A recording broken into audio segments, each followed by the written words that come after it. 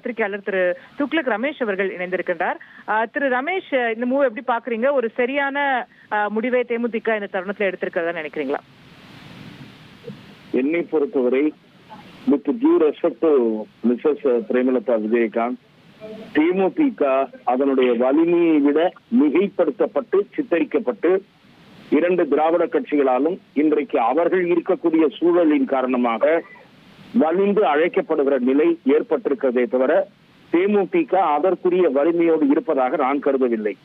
அதாவது வலிந்து போய் அழைக்கிற நிலைமையில் தேமுதிக இன்றைக்கு இல்லை. அதனுடைய வாக்கு வங்கியில் பெரும் சரிவு ஏற்பட்டிருக்கிறது.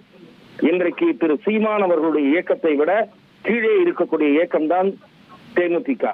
இன்னும் சொல்ல போனால் திமுக கூட்டணியில் இருக்கக்கூடிய விடுதலை சிறுத்தைகள் கட்சிக்கு இருக்கக்கூடிய வாக்கு கூட தேமுதிகவுக்கு கிடையாது.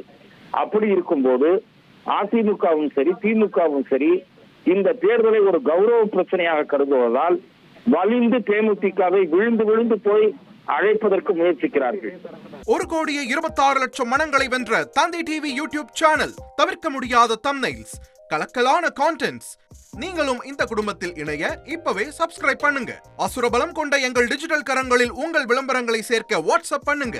8939888838. Email advttv@dttv.in.